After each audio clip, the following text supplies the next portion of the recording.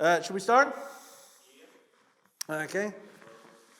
So this is scene 2 of On Tour, and we are at Beyond the Streets.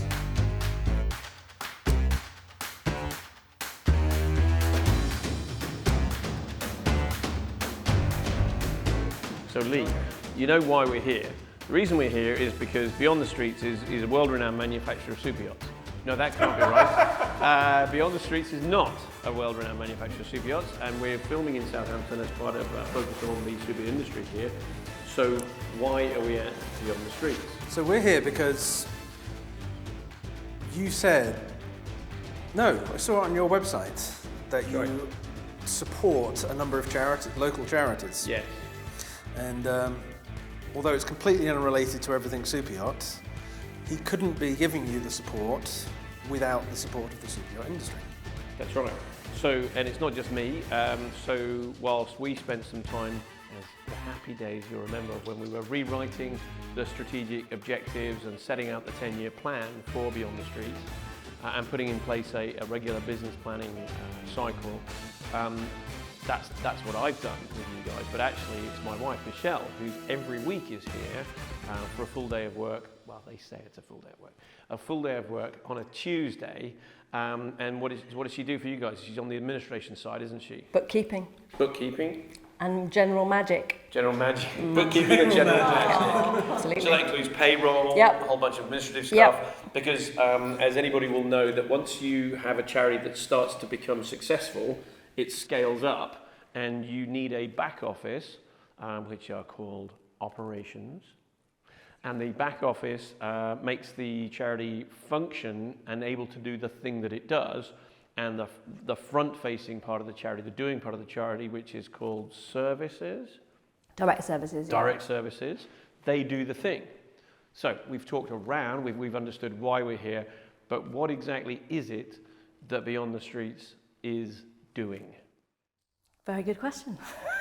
Well, Beyond the Streets exists, I don't know whether I should tell you this, Beyond the Streets exists to work with vulnerable women facing sexual exploitation in the UK. So we started 20 or 25 years ago, depending on how you frame it, and learning from women who were on the streets and asking them what support Just they going needed. up to them and just saying, can we help? Yeah. So we were in an area in East London, and so we saw women on the streets, and so we just we were doing a kind of community initiative. So we just went out to ask them what support they had and Have you how. always done service? No, I mean I started when I was 22, maybe. So we were just kind of outreach. Yeah, absolutely. We were just outreach workers. We were just there to be involved with community. And we asked one woman particularly on the street, and she just said, oh, well, actually, will you come with me to a doctor's because he's not listening to me, and he might listen to you. And we were like, yeah, okay. And it kind of grew from there, really. We went in completely naive and made loads of mistakes. But what happened was we asked women, because we didn't know, we asked women what they wanted in a service. And so they kind of told us. So we've spent 20 years learning from women their experiences of prostitution. And it's pretty seedy. Yeah, it is pretty seedy. Some horrendous things happening all over the world, really, but in every town and community, sexual exploitation happens. So even in like small rural towns, you can still expect it to be going on. Yeah, absolutely, because sexual exploitation, particularly young people, is in every town and city. I have no doubt of that. And we know that because the women we work with now experience sexual exploitation as young people and are now selling sex as a result of that early exploitation. Mostly, those are the women that contact us.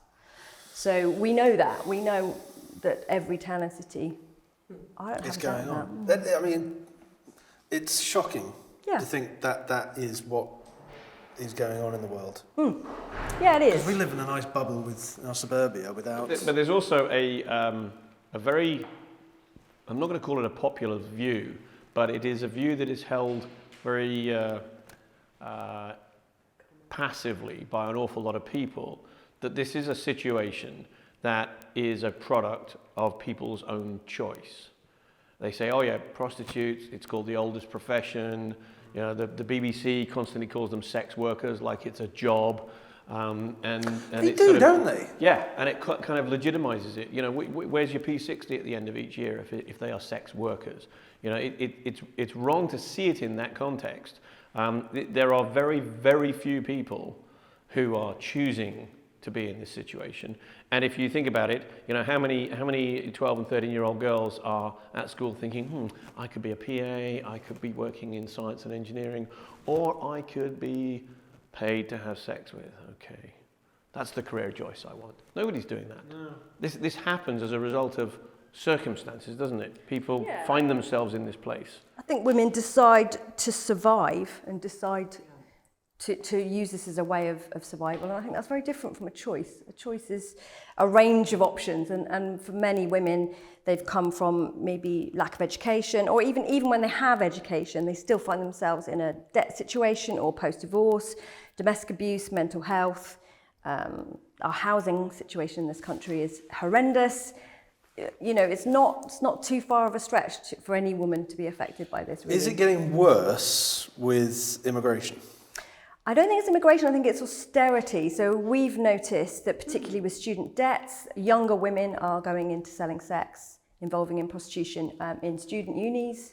That's really concerning, getting sugar daddies. Students? Yes. Yeah. Oh, gosh, so There sugar was daddies. a huge report about that a while ago, a few years ago, but it was about students who were even in the US, but I imagine here too, but they just sort of choose like, well, what can I do to have get through college without having to work as a waitress or whatever, and they go, well, I could choose a sugar daddy, why not? Yeah, So it's all too easy to find yourself getting into this. Yeah. The thing is that once you're in, there are vested interests who don't want you to get out. There are people profiting from this. And this is what this charity does. Tries to break that chain. So we work with women who generally contact us, who are behind closed doors, so in brothels or massage parlours, or working the hotel tour. Is a brothel, is a brothel a regular thing? Yes. There's thousands plenty of of them. them. Thousands of them. Well, no, I've only ever seen a brothel in like a western, when the girls are Yeah. upstairs. Is it like that, Well, or is it? councils, when they're saying, "Oh, look at my great city," they don't say, "And here are our finest brothels." The whole thing is hidden from general public view. It's this passive view. It's this We know it's passive acceptance passive by acceptance. society that this is just a thing and it's an okay thing because it's been around for a very long time. And it's not an okay thing because the key word here is still exploitation. There are people profiting from these vulnerable women, and once they are hooked in, getting them out is contrary to these people's interests. And you're They're saying going to drugs lose money. are the way that they hook them. It's one of the ways, isn't it? So it depends how women get groomed into it. So sometimes, first of all, they're raped first and then they use drugs as a way of coping. And sometimes women use drugs first and then start selling sex to get the drugs. So it depends. And that's the key question for us when we're working with women, is like, how did you start? What was the key factors for you? But so many of our women will talk about childhood sexual abuse as a way of them grooming them for this. Is that a kind of way of normalising childhood? Yeah, I think so. I mean, the whole normalisation of selling sex or buying sex is a kind of cultural narrative, right? It's just as what happens, and the oldest profession, as Ken calls it. But we kind of ask, or is it the oldest oppression?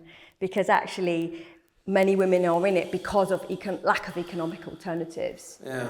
And because the way that our kind of whole infrastructure exists is like actually a woman is objectified and, in all the movies and the media, we kind of have this gaze on this woman and actually her value is about sex, and selling sex is part of that. So, you're in a bigger context where this can thrive, right? This is just, just as long as some women are, it's like that whole all women, some women are being sold, and actually you kind of think, is that okay as society? And for me, it's not okay. How old are these girls? So anywhere, the women that contact us, women? Are they women or girls? well, they're women because they're 18 and above who contact us. Right. So, but we know that, young girls are exploited all over the country, usually by groups of men.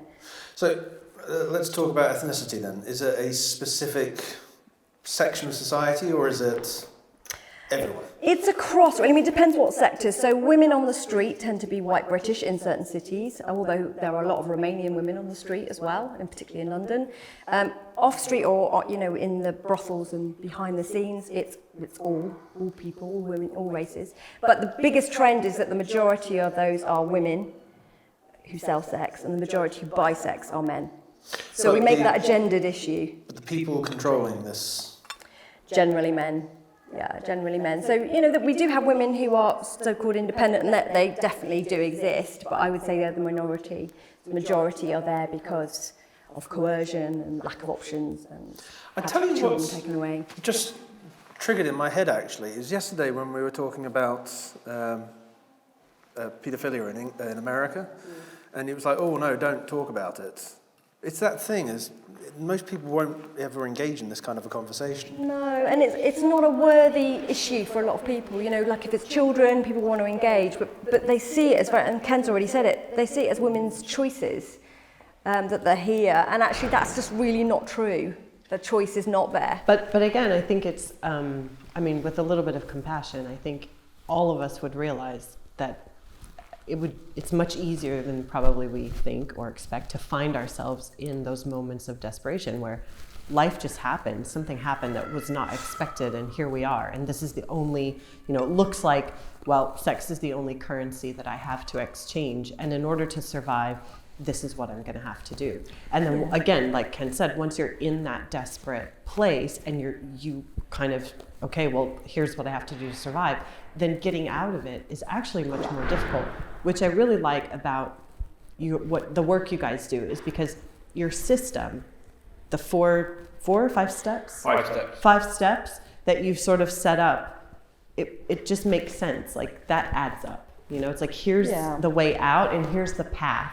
And maybe to see that light at the end of the tunnel, even just that helps, you know, it's hope. Yeah, I mean, many women have got out, right? Mm-hmm. But the trauma and the layers of trauma that women bring will get them, first of all, they'll often say, I've chosen this. That'll be their first thing. I've chosen this. And when you slightly unpick that, you go, the women themselves will say they've chosen this. Yeah. And, you know, and that's that whole very clever marketing from pimps, is that they get women to believe they've chosen it, and that's all that they're good for. So we spend a lot of time unpicking with women what actually happened and how often, if they were a child, how was that their choice. So what we do is basically listen to women where they're at, and we believe they are the expert in their own lives.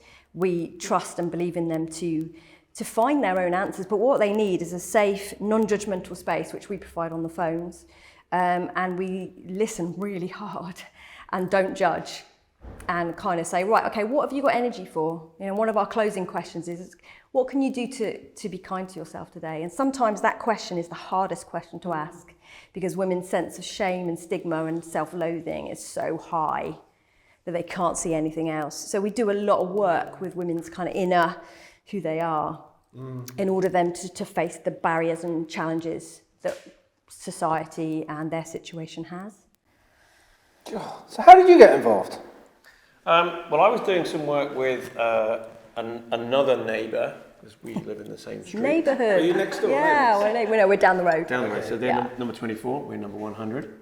But Helen in number 58, no, 59. 57, odd numbers, isn't it, on the other side? So she buttonholed me at our annual street barbecue, and she said, what are you doing these days? And I said, well, I'm doing this. She said, well, you know, our charity could do with a little bit of business advice. Would you do that? And I said, of course. So I spent a little bit of time with them. They're another local charity focusing on the family. And then Mark and Josephine said, well, what about us then? And I said, well, yeah, let's do that. And then we embarked on a journey of asking some questions. And the thing that I found really interesting is the bit that I do, which is the business advice thing. Charities routinely fail to see themselves as any kind of a business. They are doing the thing that they do. That's what they are. And you've got the private sector, you've got the public sector, and then you've got the third sector, as the charities sector is often referred to as. But the thing is, there is competition in there, because people like the rest of us who are going to give some money to a charity, are we going to give it to the donkeys, limping along in videos on the television, looking very, very sad for themselves, pulling at our heartstrings, or are we going to give it to the prostitutes who made the choice to have this? And it's like, the answer is, well, actually, it's never as simple as that, but there is a real challenge. And I spent some time with the Beyond the Streets guys saying, well, who is interested? And we did an exercise to look at the stakeholders. A lot of people are interested. The police are interested. The councils are interested. The general public is interested, even though they kind of put it at the back of their mind. Corporations who are wanting to do some good in their local community are interested. So the stakeholder map of this is quite broad and quite wide. And when you start looking at that, you then say, well, what can all these people do? And also, what is the charity going to do? And at the end of the day, we distilled it down to a very simple thing. We said we wanted, in the 10-year plan, to increase the impact that the charity has.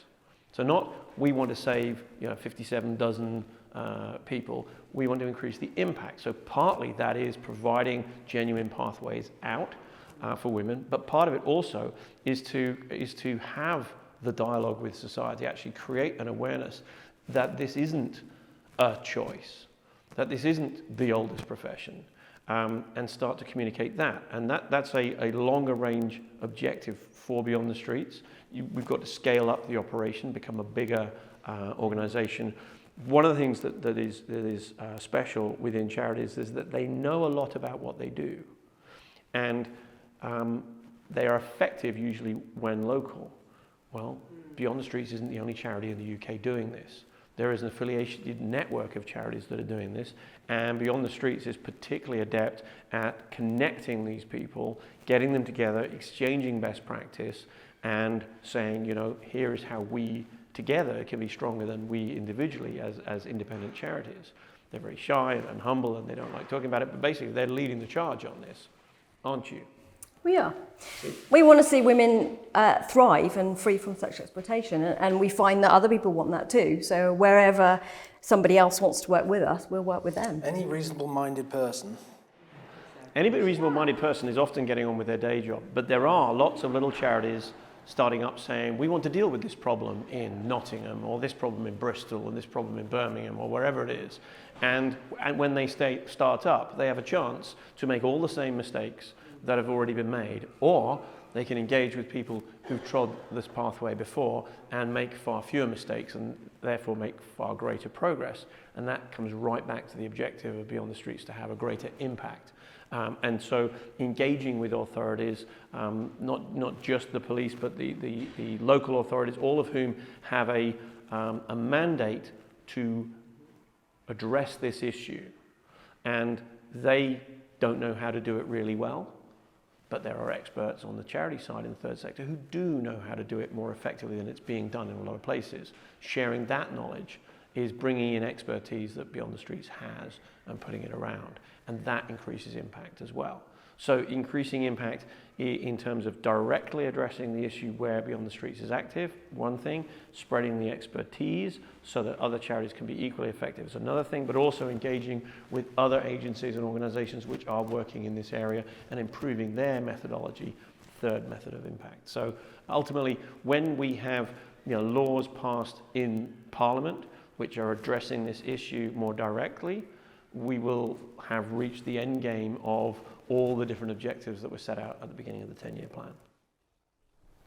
What he said. Good luck. I think one of the things I wanted to say was, one of the reasons we go to police and local authorities and other agencies is because we've learned from the women themselves and what their stories are. And one particular woman came to us because she was exploited as a child and groomed all the way through her teens. And she contacted us when she was in university, and she said to us, this is all I'm good for. This is all I can do is be a sex worker. And that's her language. We use the language women. She used sex worker language. And what the barriers that she faced to getting out were huge. you know, in terms of housing, job opportunities, you know, her dreams, what she had as kind of the holding pattern for her to get out. But as we journeyed alongside her, she started to unpick her journey and actually faced the multiple disadvantage. And this woman regularly says to us, if it wasn't for you, I wouldn't be alive. And I actually believe her, because the things that she faced, the barriers that she faced were so unsurmountable, and the people around her didn't get it and blamed her for her own victimization, that we were then that part of that journey of saying, okay, what about this, what about that? And we enabled her to get through her, what we call it, the snakes and ladders. You know the game, snakes and ladders, do you call it that in the States? So, you know, we see the snakes as those things that take you back down, and the ladders as things as getting out. And so the ladders, we were able to work with her to, right, what are the ladders? What are the next steps? How can you get out? And now this woman is in a really good space. She's come through rehab. She's phenomenal. And her strength and resilience is humbling. And we kind of learn from women every day. We you know, that's our conversation. What can I learn from you today? You know, we're not there to tell, we're there to enable and create that space for action.